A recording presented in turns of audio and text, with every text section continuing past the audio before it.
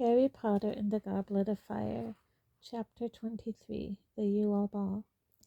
Despite the very heavy load of homework that the fourth years had been given for the holidays, Harry was in no mood to work when term ended, and spent the week leading up to Christmas enjoying himself as fully as possible, along with everyone else. Gryffindor Tower was hardly less crowded now than during term time. It seemed to have shrunk slightly, too, as its inhabitants were being so much rowdier than usual. Fred and George had had a great success with their canary creams, and for the first couple of days of the holidays people kept bursting into feather all over the place. Before long, however, all the Gryffindors had learned to treat food anybody else offered them with extreme caution, in case it had a canary cream concealed in the center, and George confided to Harry that he and Fred were now working on developing something else. Harry made a mental note never to accept so much as a crisp from Fred and George in future. He still hadn't forgotten Dudley and the Tongue toffee. Snow was falling thickly upon the castle and its grounds now. The pale blue Beauxbaton carriage looked like a large, chilly, frosted pumpkin next to the iced gingerbread house that was Hagrid's cabin, while the Durmstrang ship's portals were glazed with ice, the rigging white with frost. The house elves down in the kitchen were outdoing themselves with a series of rich, warming stews and savory puddings, and only Fleur Delacour seemed to be able to find anything to complain about. "It is too heavy, Ozzy Zagor's food," they heard her saying grumpily as they left the great hall behind her one evening, Ron skulking behind Harry, keen not to be spotted by Fleur. "I will not fit into my dress robes." "Ooh, there's a tragedy," said Hermione snappily as Fleur went out into the entrance hall. "She really thinks a lot of herself, that one, doesn't she?" "Hermione, who are you going to the ball with?" said Ron. He kept springing this question on her, hoping to startle her into a response by asking it when she least expected it. However, Hermione merely frowned and said, "I'm not telling you. You'll just make fun of me." "You're joking, Weasley," said Malfoy behind them. "You're not telling me someone's asked that to the ball, not the long-molered mudblood." Harry and Ron both whipped round, but Hermione said loudly, waving to somebody over Malfoy's shoulder, "Hello, Professor Moody." Malfoy went pale and jumped backwards, looking wildly around for Moody, but he was still up at the staff table finishing his stew. "Twitchy little ferret, aren't you, Malfoy?" said Hermione scathingly, and she, Ron, and Harry went up the marble staircase laughing heartily. "Hermione," said Ron, looking sideways at her, suddenly frowning. "Your teeth, what about them?" she said. "Well, they're different. I've just noticed." "Of course they are. Did you expect me to keep those fangs Malfoy gave me?" "No, I mean they're different to how they were before he put that hex on you. They're all straight and normal sized." Hermione suddenly smiled very mischievously, and Harry noticed it too. It was a very different smile to the one he remembered. "Well, when I went up to Madame Pomfrey to get them shrunk, she held up a mirror and told me to stop when they were back to how they normally were," she said, "and I just let her carry on a bit." She smiled even more widely. "Mom and Dad won't be too pleased. I've been trying to persuade them to let me shrink them for ages, but they wanted me to carry on with my brace. You know, they're dentists. They just don't think teeth and magic should... Look, Pigwidgeon's back." Ron's tiny owl was twittering madly on the top of the icicle-laden banisters, a scroll of parchment tied to his leg. People passing him were pointing and laughing, and a group of third-year girls paused and said, "Oh, look at the weeny owl! Isn't he cute?" "Stupid little feathery git," Ron hissed, hurrying up the stairs and snatching Pigwidgeon up. "You bring letters straight to the addressee. You don't hang around showing off." Pigwidgeon hooted happily, his head protruding over Ron's fist. The third-year girls all looked very shocked. "Clear off!" Ron snapped at them, waving the fist holding Pigwidgeon, who hooted more happily than ever as he soared through the air. "Here, take it, Harry," Ron added in an undertone as the third-year girls scuttled away, looking scandalized. He pulled Sirius's reply off Pigwidgeon's leg. Harry pocketed it, and they hurried back to Gryffindor Tower to read it. Everyone in the common room was much too busy letting off more holiday steam to observe what anyone else was up to. Harry, Ron, and Hermione sat apart from everyone else by a dark window that was gradually filling up with snow, and Harry read out, "Dear Harry, congratulations on getting past the horntail. Whoever put your name in that goblet shouldn't be feeling too happy right now. I was going to suggest a conjunctivitis curse, as a dragon's eyes are its weakest point."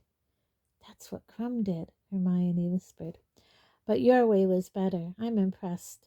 Don't get complacent, though, Harry. You've only done one task. Whoever put you in for the tournament's got plenty more opportunity if they're trying to hurt you. Keep your eyes open, particularly when the person we discussed is around, and concentrate on keeping yourself out of trouble. Keep in touch. I still want to hear about anything unusual. Sirius."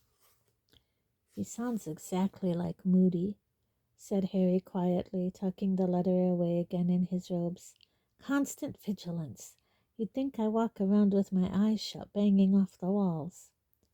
"But he's right, Harry," said Hermione.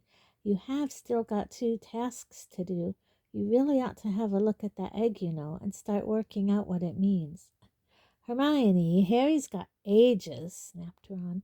"Want a game of chess, Harry?" "Yeah, okay," said Harry. Then, spotting the look on Hermione's face, he said, "Come on, how am I supposed to concentrate with all this noise going on? I won't even be able to hear the egg over this lot." "Oh, I suppose not," she sighed, and she sat down to watch their chess match, which culminated in an exciting checkmate of Ron's, involving a couple of recklessly brave pawns and a very violent bishop. Harry awoke very suddenly on Christmas Day. Wondering what had caused his abrupt return to consciousness, he opened his eyes and saw something with very large, round, green eyes staring back at him in the darkness. So close they were almost nose to nose. "Dobby!" Harry yelled, scrambling away from the elf so fast he almost fell out of bed. "Don't do that!" "Dobby is sorry, sir," squeaked Dobby anxiously, jumping backwards with his long fingers over his mouth. "Dobby is only wanting to wish Harry Potter Merry Christmas and bring him a present, sir. Harry Potter did say Dobby could come and see him sometime, sir." "It's okay," said Harry, still breathing rather faster than usual, while his heart rate returned to normal. Just prod me or something in future, all right? Don't bend over me like that." Harry pulled back the hangings around his 4-poster, took his glasses from the bedside table and put them on. His yell had awoken Ron, Seamus, Dean, and Neville. All of them were peering through the gaps in their own hangings, heavy-eyed and tousle-haired. "Someone attacking you, Harry?" Seamus asked sleepily. "No, it's just Dobby," Harry muttered. "Go back to sleep." "Nah, presents!" said Seamus, spotting the large pile at the foot of his bed. Ron, Dean, and Neville decided that now they were awake, they might as well get down to some present opening too. Harry turned back to Dobby, who was now standing nervously next to Harry's bed, still looking worried that he had upset Harry. There was a Christmas bauble tied to the loop on top of his tea cozy. "Can Dobby give Harry Potter his present?" he squeaked tentatively. "Course you can," said Harry. I've got something for you, too." It was a lie. He hadn't bought anything for Dobby at all, but he quickly opened his trunk and pulled out a particularly knobbly rolled-up pair of socks. They were his oldest and foulest, mustard yellow, and had once belonged to Uncle Vernon. The reason they were extra knobbly was that Harry had been using them to cushion his sneakoscope for over a year now. He pulled out the sneakoscope and handed the socks to Dobby, saying, "Sorry, I forgot to wrap them." But Dobby was utterly delighted. "Socks are Dobby's favorite clothes, sir," he said, ripping off his odd ones and pulling on Uncle Vernon's. "I has 7 now, sir. But, sir," he said, his eyes widening, having pulled both socks up to their highest extent, so that they reached to the bottom of his shorts, "they has made a mistake in the shop, Harry Potter. They is giving you 2 the same." "Ah, no, Harry, how come you didn't spot that?" said Ron, grinning over from his own bed, which was now strewn with wrapping paper. "Tell you what, Dobby, here you go. Take these 2, and you can mix them up properly. And here's your jumper." He threw Dobby a pair of violet socks he had just unwrapped, and the hand-knitted sweater Mrs. Weasley had sent. Dobby looked quite overwhelmed. "Sir is very kind," he squeaked, his eyes brimming with tears again, bowing deeply to Ron. "Dobby knew Sir must be a great wizard, for he is Harry Potter's greatest friend, but Dobby did not know that he was also as generous of spirit, as noble, as selfless." "They're only socks," said Ron, who had gone slightly pink around the ears, though looking rather pleased all the same. "Wow, Harry!" He had just opened Harry's present, a Chudley Cannon hat. "Cool!" He jammed it onto his head, where it clashed horribly with his hair. Dobby now handed Harry a small package, which turned out to be socks.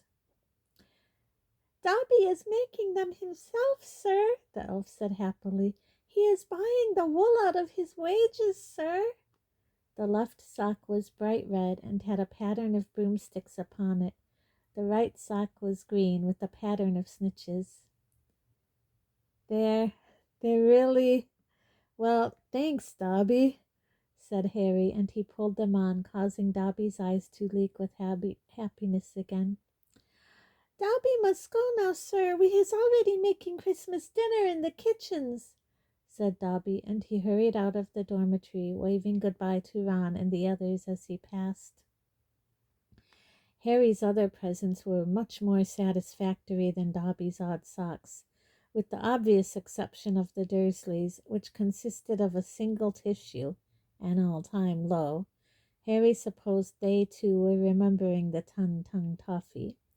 Hermione had given Harry a book called Quidditch Teams of Britain and Ireland, Ron a bulging bag of dung bombs, Sirius a handy penknife with attachments to unlock any lock and undo any knot, and Hagrid a vast box of sweets including all Harry's favorites, Bertie Bott's every flavor beans, chocolate frogs, Drubel's best blowing gum, and fizzing Whizbees.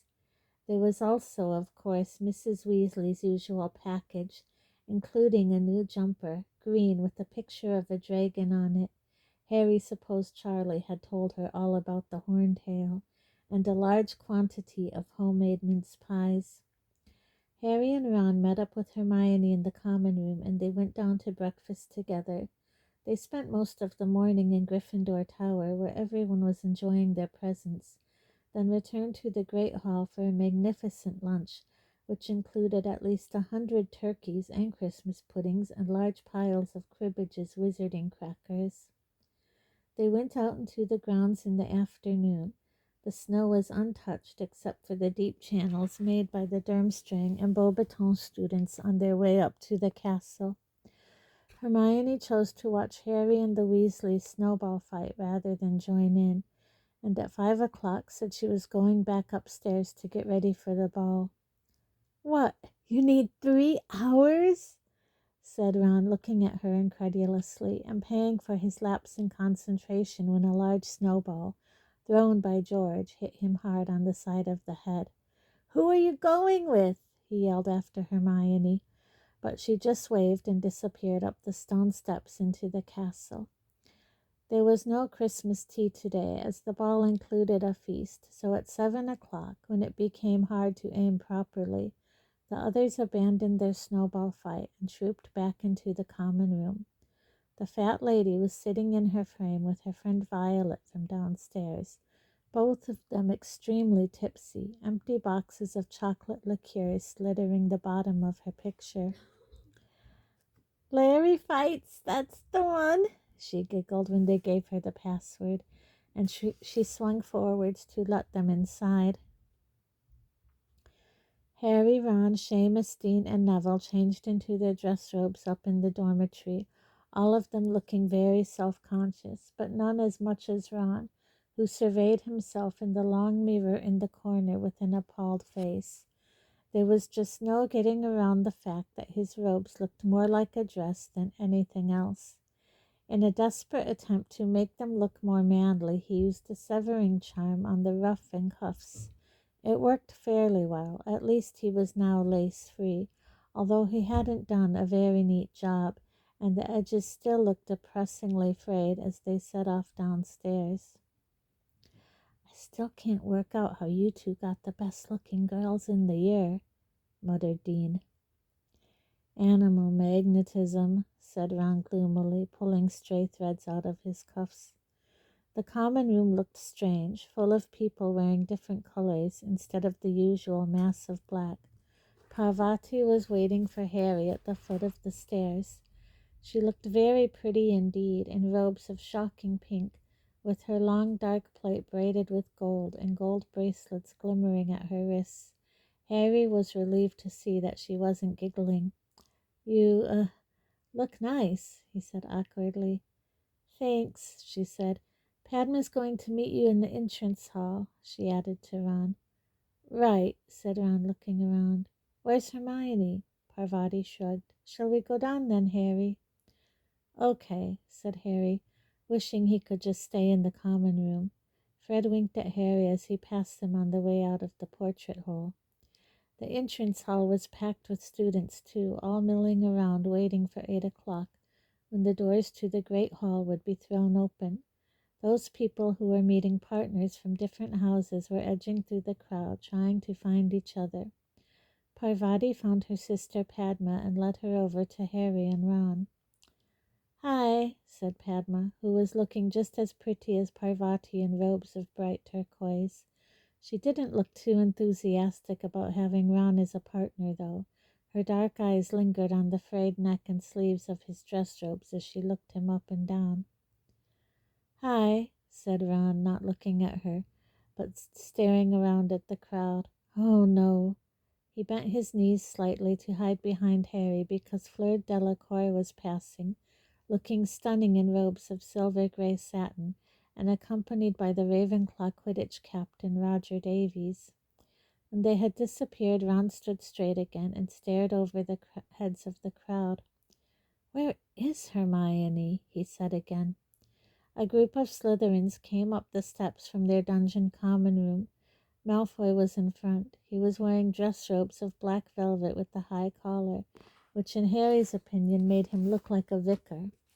Pansy Parkinson was clutching Malfoy's arm in very frilly robes of pale pink. Crabbe and Goyle were both wearing green. They resembled moss-colored boulders, and neither of them, Harry was pleased to see, had managed to find a partner. The oak front doors opened, and everyone turned to look as the Durmstrang students entered with Professor Karkaroff. Krum was at the front of the party, accompanied by a pretty girl in blue robes Harry didn't know. Over their heads he saw that an area of lawn right in front of the castle had been transformed into a sort of grotto full of fairy lights, meaning hundreds of actual living fairies were sitting in the rose bushes that had been conjured there, and fluttering over the statues of what seemed to be Father Christmas and his reindeer. Then Professor McGonagall's voice called, "Champions, over here, please." Parvati readjusted her bangles, beaming. She and Harry said, "See you in a minute," to Ron and Padma, and walked forwards, the chattering crowd parting to let them through. Professor McGonagall, who was wearing dress robes of red tartan and had arranged a rather ugly wreath of thistles around the brim of her hat, told them to wait on one side of the doors while everyone else went inside. They were to enter the great hall in procession when the rest of the students had sat down. Fleur Delacour and Roger Davies stationed themselves nearest the doors. Davies looked so stunned by his good fortune in having Fleur for a partner that he could hardly take his eyes off her. Cedric and Cho were close to Harry too. He looked away from them so he wouldn't have to talk to them. His eyes fell instead on the girl next to Crumb. His jaw dropped. It was Hermione. But she didn't look like Hermione at all. She had done something with her hair. It was no longer bushy, but sleek and shiny, and twisted up into an elegant knot at the back of her head. She was wearing robes made of a floaty periwinkle blue material, and she was holding herself differently somehow, or maybe it was merely the absence of the 20 or so books she usually had slung over her back. She was also smiling, rather nervously it was true, but the reduction in the size of her front teeth was more noticeable than ever. Harry couldn't understand how he hadn't spotted it before. "Hi, Harry," she said. "Hi, Parvati." Parvati was gazing at Hermione in unflattering disbelief. She wasn't the only one either. When the doors to the great hall opened, Crumb's fan club from the library stalked past, throwing Hermione looks of deepest loathing. Pansy Parkinson gaped at her as she walked by with Malfoy, and even he didn't seem to be able to find an insult to throw at her. Ron, however, walked right past Hermione without looking at her. Once everyone else was settled in the hall, Professor McGonagall told the champions and their partners to get in line in pairs and follow her.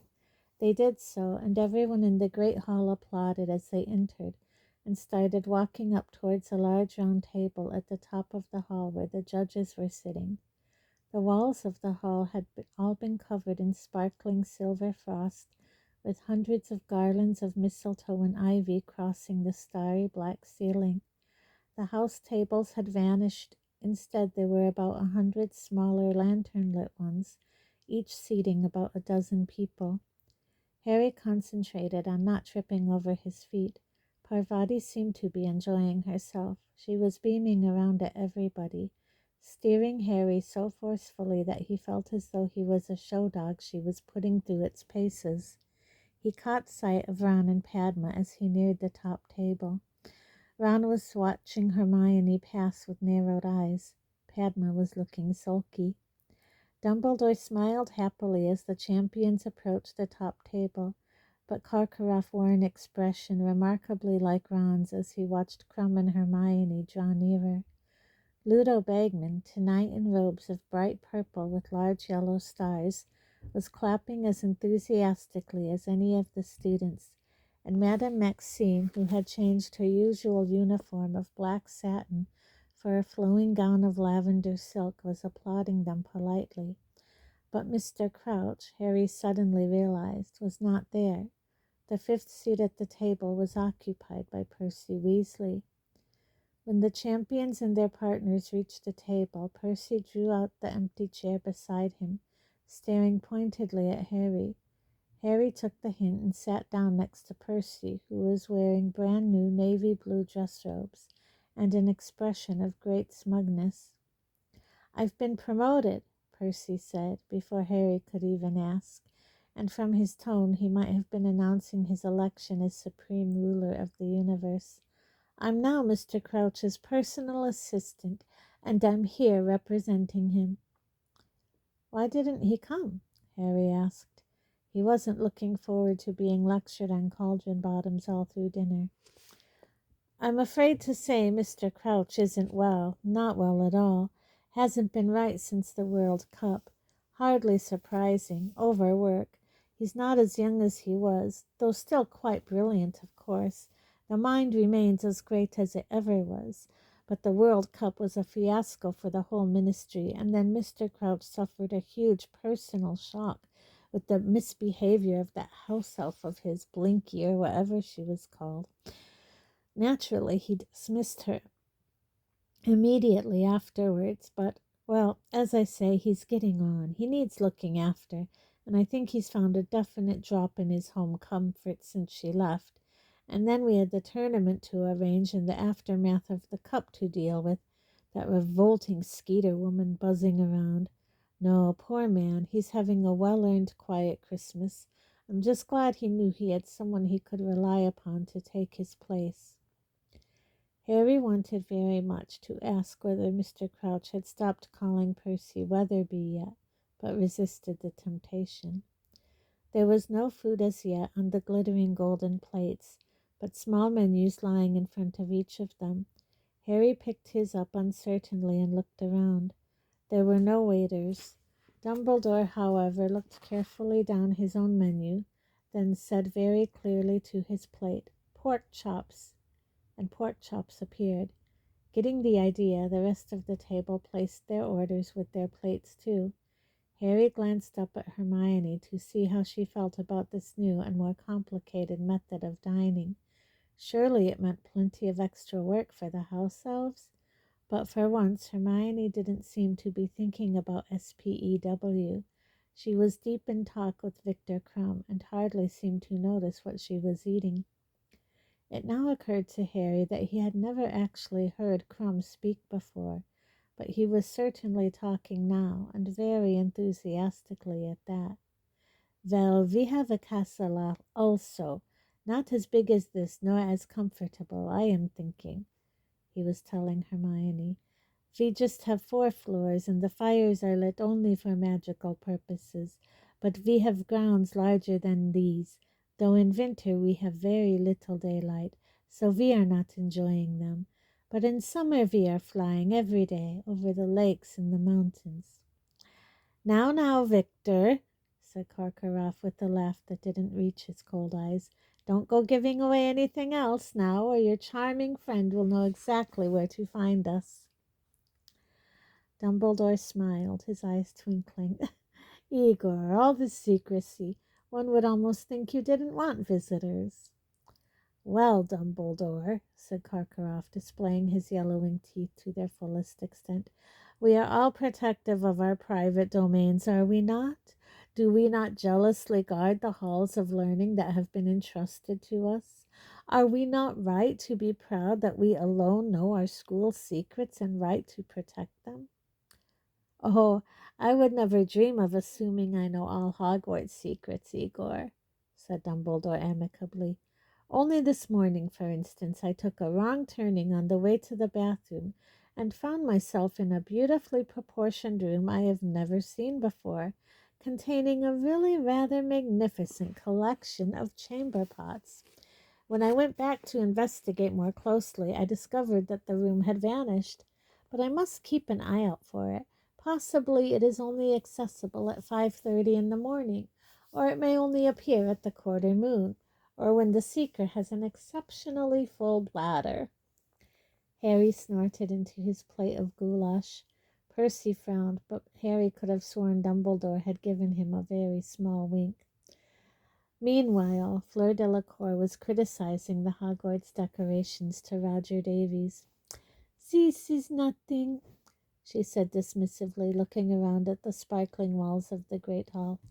"At the Palace of Beauxbaton we have ice sculptures all around the dining chamber at Christmas. They do not melt, of course. They are like huge statues of diamonds glittering around the place, and the food is simply superb. And we have choirs of wood nymphs who serenade us as we eat. We have none of this ugly armor and zeals, and if a poltergeist ever entered into Beauxbaton, he would be expelled like that." She slapped her hand onto the table impatiently. Roger Davies was watching her talk with a very dazed look on his face, and he kept missing his mouth with his fork. Harry had the impression that Davies was too busy staring at Fleur to take in a word she was saying. "Absolutely right," he said quickly, slapping his own hand down on the table in imitation of Fleur. "Like that, yeah." Harry looked around the hall. Hagrid was sitting at one of the other staff tables. He was back in his horrible hairy brown suit and gazing up at the top table. Harry saw him give a small wave and, looking around, saw Madame Maxime return it, her opals glittering in the candlelight. Hermione was now teaching Crumb to say her name properly. He kept calling her Hermione. Hermione, she said slowly and clearly. Hermione.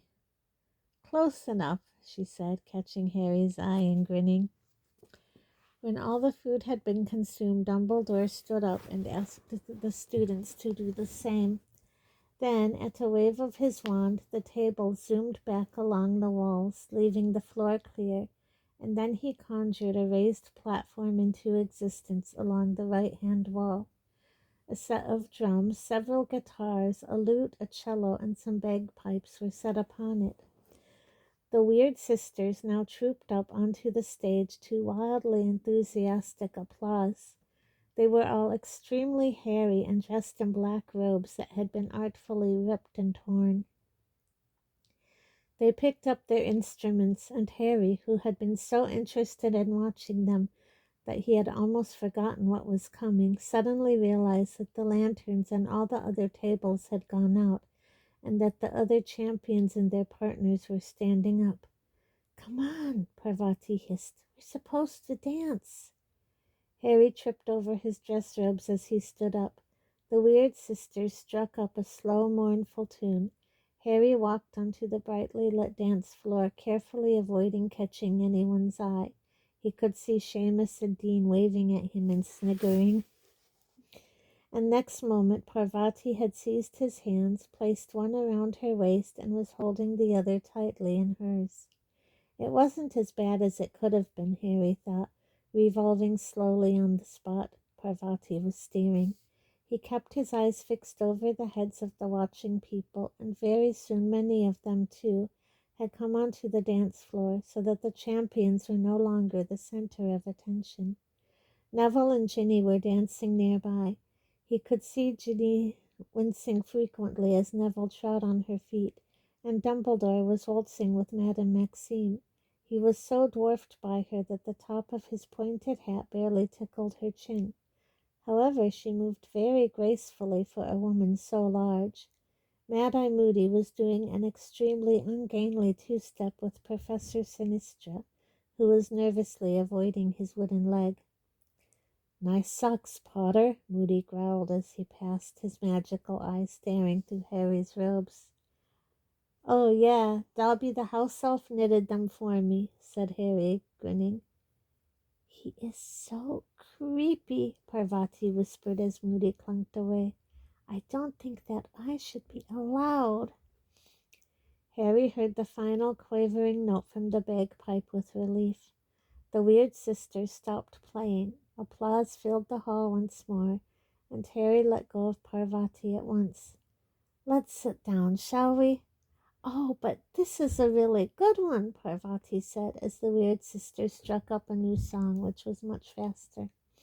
"No, I don't like it," Harry lied, and he led her away from the dance floor, past Fred and Angelina, who were dancing so exuberantly that people around them were backing away for fear of injury, and over to the table where Ron and Padma were sitting.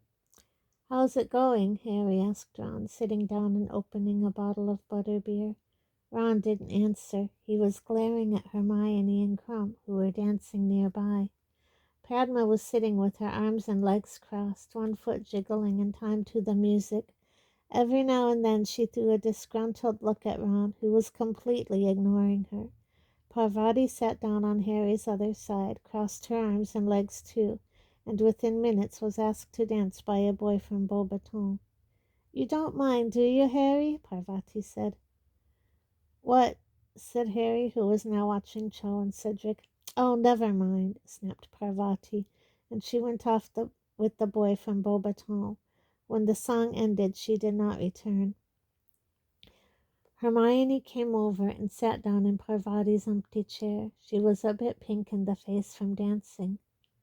"Hi," said Harry. Ron didn't say anything. "It's hot, isn't it?" said Hermione, fanning herself with her hand.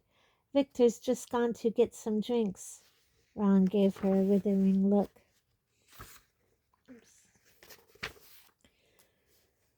Victor, he said. Hasn't he asked you to call him Vicky yet?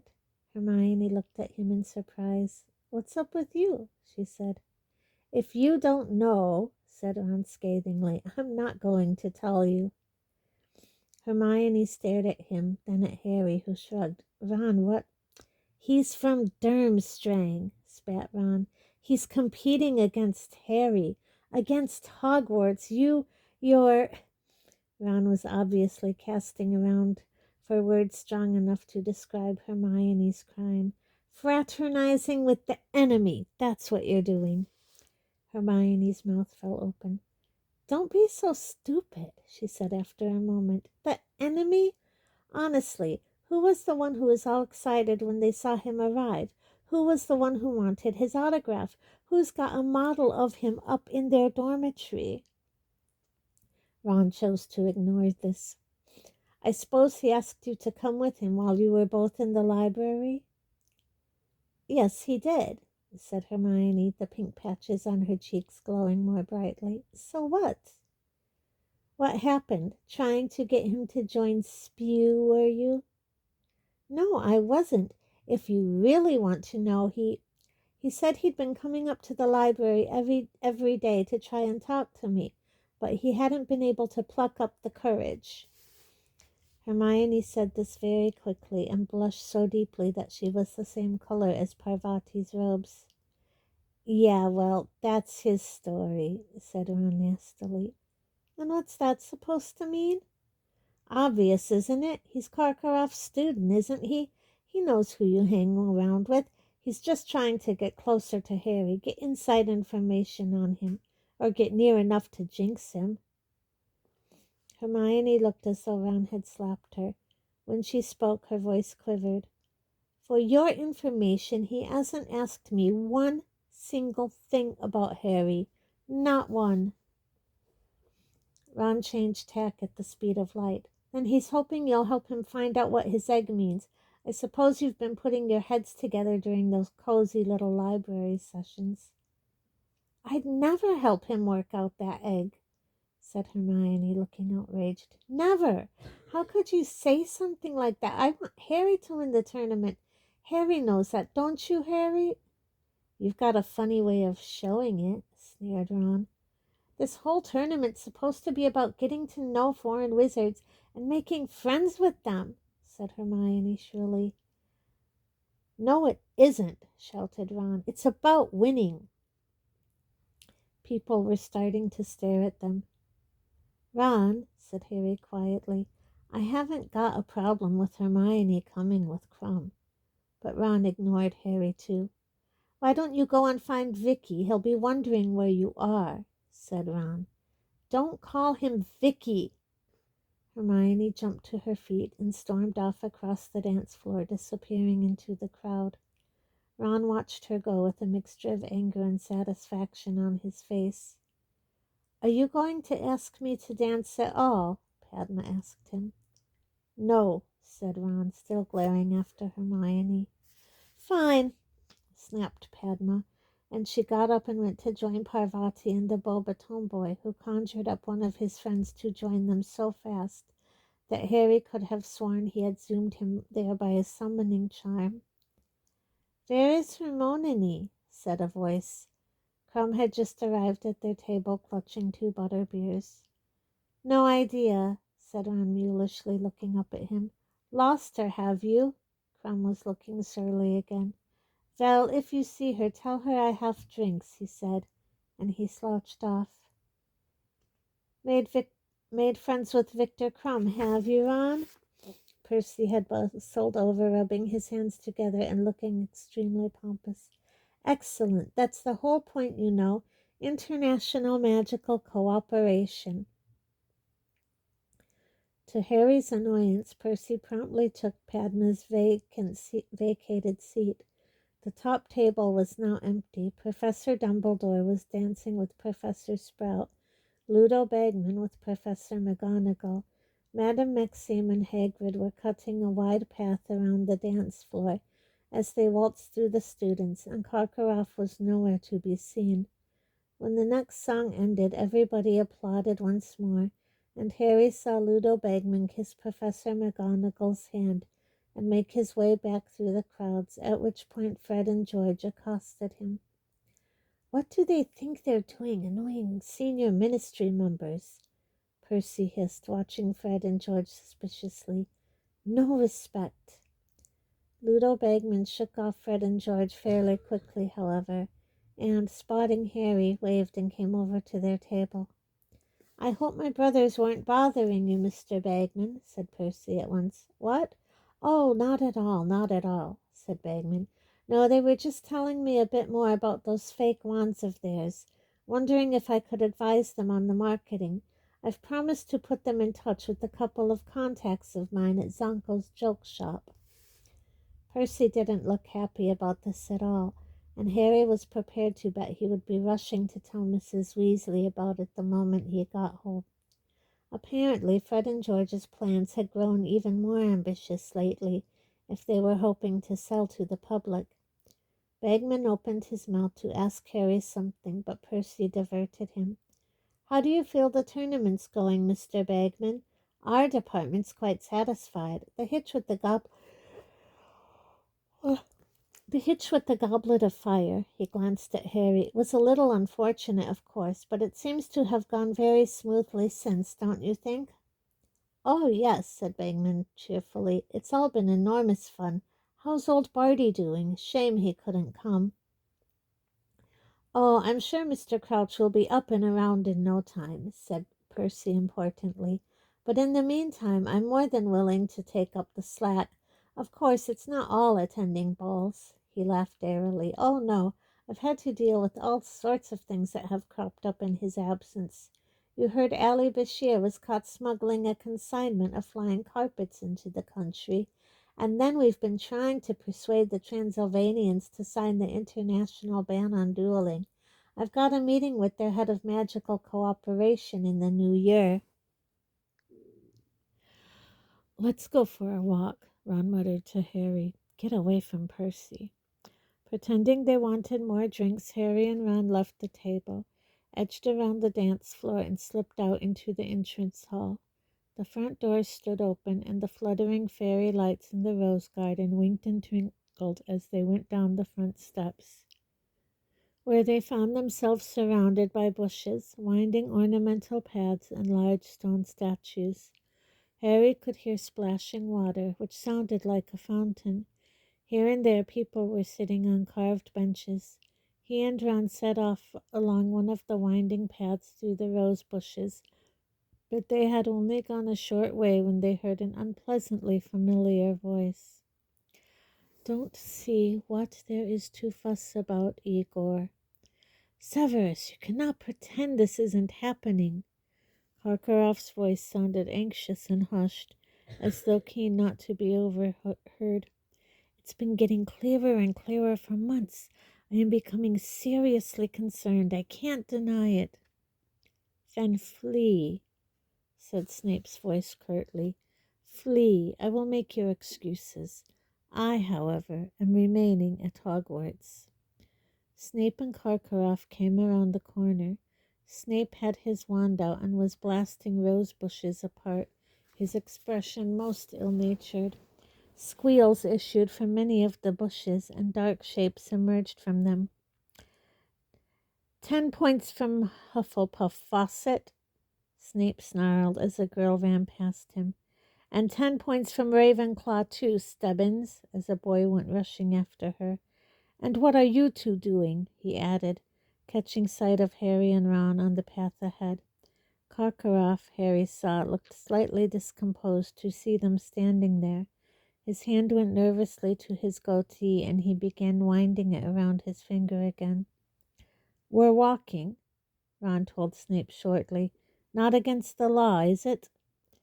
"Keep walking, then," Snape snarled, and he brushed past them, his long black cloak billowing out behind him. Karkaroff hurried away after Snape. Harry and Ron continued down the path. "What's got Karkaroff all worried?" Ron muttered. "And since when have he and Snape been on first-name terms?" said Harry slowly. They had reached a large stone reindeer now, over which they could see the sparkling jets of a tall fountain. The shadowy outlines of two enormous people were visible on a stone bench, watching the water in the moonlight, and then Harry heard Hagrid speak. "Moment I saw you, I knew," he was saying in an oddly husky voice.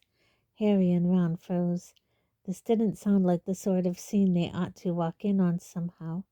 Harry looked around, back up the path, and saw Fleur Delacour and Roger Davies standing half concealed in a rose bush nearby. He tapped Ron on the shoulder and jerked his head towards them, meaning that they could easily sneak off that way without being noticed. Fleur and Davies looked very busy to Harry, but Ron, eyes widening in horror at the sight of Fleur, shook his head vigorously and pulled Harry deeper into the shadows behind the reindeer. "What did you know, Hagrid?" said Madame Maxime, a distinct purr in her low voice. Harry definitely didn't want to listen to this. He knew Hagrid would hate to be overheard in a situation like this. He certainly would have done. If it had been possible, he would have put his fingers in his ears and hummed loudly, but that wasn't really an option. Instead, he tried to interest himself in a beetle crawling along the stone reindeer's back, but the beetle just wasn't interesting enough to block out Hagrid's next words. "I just knew you were like me. Was it your mother or your father?" I don't know what you mean, Hagrid." "It was my mother," said Hagrid quietly. "She was one of the last ones in Britain. Course, I can't remember her too well. She left, see, when I was about 3. She wasn't really the maternal sort. Well, it's not in their natures, is it? Dunno what happened to her. Might be dead for all I know." Madame Maxime didn't say anything, and Harry, in spite of himself, took his eyes off the beetle and looked over the top of the reindeer's antlers, listening. He had never heard Hagrid talk about his childhood before. "Me dad was broken-hearted when she went. Tiny little bloke, my dad was. By the time I was 6, I could lift him up and put him on top of the dresser if he annoyed me. Used to make him laugh." Hagrid's deep voice broke. Madame Maxime was listening, motionless, apparently staring at the silvery fountain. "Dad raised me, but he died, of course, just after I started school. Sorta had to make me own way after that. Dumbledore was a real help mine. Very kind to me, he was." Hagrid pulled out a large spotted silk handkerchief and blew his nose heavily. "So, anyway, enough about me. What about you? Which side you got it on?" But Madame Maxime had suddenly got to her feet. "It is chilly," she said, but whatever the weather was doing, it was nowhere near as cold as her voice. "I think I will go in now." "Eh?" said Hagrid blankly. "No, don't go. I've never met another one before." "Another what, precisely?" said Madame Maxime, her tone icy. Harry could have told Hagrid it was best not to answer. He stood there in the shadows, gritting his teeth, hoping against hope he wouldn't, but it was no good. "Another half-giant, of course," said Hagrid. "How dare you!" shrieked Madame Maxime. Her voice exploded through the peaceful night air like a foghorn. Behind him, Harry heard Fleur and Roger fall out of their rose bush. "I have never been more insulted in my life. Half-giant! Moi! I have big bones." She stormed away. Great multicolored swarms of fairies rose into the air as she passed, angrily pushing aside bushes. Hagrid was still sitting on the bench staring after her. It was much too dark to make out his expression. Then, after about a minute, he got up and strode away, not back to the castle, but off into the dark grounds in the direction of his cabin. "Come on," Harry said very quietly to Ron. "Let's go." But Ron didn't move. "What's up?" said Harry, looking at him. Ron looked around at Harry, his expression very serious indeed. "Did you know," he whispered, "about Hagrid being half-giant?" No, said Harry, shrugging. So what? He knew immediately from the look Ron was giving him that he was once again revealing his ignorance of the wizarding world. Brought up by the Dursleys, there were many things that wizards took for granted that were revelations to Harry, but these surprises had become fewer as he had moved up the school. Now, however, he could tell that most wizards would not have said, "So what?" upon finding out that one of their friends had a giantess for a mother. "I'll explain inside," said Ron quietly. "Come on." Fleur and Roger Davies had disappeared, probably into a more private clump of bushes. Harry and Ron returned to the great hall. Parvati and Padma were now sitting at a distant table with the whole crowd of Beauxbaton boys, and Hermione was once more dancing with Krum. Harry and Ron sat down at a table far removed from the dance floor. "So," Harry prompted Ron, "what's the problem with giants?" "Well, they're, Ron struggled for words. "Not very nice," he finished lamely. "Who cares?" Harry said. "There's nothing wrong with Hagrid." "I know there isn't, but blimey, no wonder he keeps it quiet," Ron said, shaking his head. "I always thought he'd got in the way of a bad engorgement charm when he was a kid or something. Didn't like to mention it." "But what's it matter if his mother was a giantess?" said Harry. "Well, no one who knows him will care, 'cause they'll know he's not dangerous," said Ron slowly. "But, Harry, they're just vicious. Giants, it's like Hagrid said, it's in their natures. They're like trolls. They just like killing. Everyone knows that. There aren't any left in Britain now, though." "What happened to them?" "Well, they were dying out anyway, and then loads got themselves killed by Aurors. There are supposed to be giants abroad, though. They hide out in mountains mainly." "I don't know who Maxime thinks she's kidding," Harry said, watching Madame Maxime sitting alone at the judge's table, looking very somber. "If Hagrid's half giant, she definitely is. Big bones. The only thing that's got bigger bones than her is a dinosaur." Harry and Ron spent the rest of the ball discussing giants in their corner, neither of them having any inclination to dance. Harry tried not to watch Cho and Cedric. It gave him a strong desire to kick something. When the Weird Sisters finished playing at midnight, everyone gave them a last loud round of applause and started to wend their way into the entrance hall.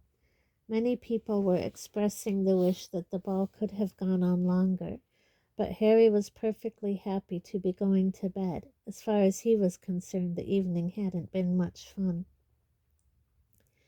Out in the entrance hall, Harry and Ron saw Hermione saying goodnight to Krum before he went back to the Durmstrang ship. She gave Ron a very cold look and swept past him up the marble staircase without speaking. Harry and Ron followed her, but halfway up the marble staircase, Harry heard someone calling him. "Hey, Harry!" It was Cedric Diggory. Harry could see Cho waiting for him in the entrance hall below. "Yeah?" said Harry coldly as Cedric ran up the stairs towards him. Cedric looked as though he didn't want to say whatever it was in front of Ron, who shrugged, looking bad-tempered, and continued to climb the stairs. "Listen," Cedric lowered his voice as Ron disappeared. "I owe you one for telling me about the dragons. You know that golden egg? Does yours wail when you open it?" "Yeah," said Harry. "Well, take a bath, okay?" "What?" "Take a bath and, take the egg with you and, just mull things over in the hot water. It'll help you think. Trust me." Harry stared at him. "Tell you what," Cedric said. "Use the prefix bathroom. Fourth door to the left of that statue of Boris the Bewildered on the 5th floor. Password's Pine Fresh. Gotta go. Want to say goodnight." He grinned at Harry again and hurried back down the stairs to Cho. Harry walked back to Gryffindor Tower alone. That had been extremely strange advice. Why would a bath help him to work out what the wailing egg meant? Was Cedric pulling his leg? Was he trying to make Harry look a fool so Cho would like Cedric even more by comparison? The fat lady and her friend Vi were snoozing in the picture over the portrait hole. Harry had to yell, "Fairy lights!" before he woke them up, and when he did, they were extremely irritated. He climbed into the common room and found Ron and Hermione having a blazing row. Standing 10 feet apart, they were bellowing at each other, each scarlet in the face. "Well, if you don't like it, you know what the solution is, don't you?" yelled Hermione. Her hair was coming down out of its elegant bun now, and her face was screwed up in anger. "Oh, yeah?" Ron yelled back. "What's that?" "Next time there's a ball, ask me before someone else does, and not as a last resort." Ron mouthed soundlessly like a goldfish out of water as Hermione turned on her heel and stormed up the girls' staircase to bed. Ron turned to look at Harry. "Well," he spluttered, looking thunderstruck. "Well, that just proves completely missed the point." Harry didn't say anything. He liked being back on speaking terms with Ron too much to speak his mind right now, but he somehow thought that Hermione had got the point much better than Ron had.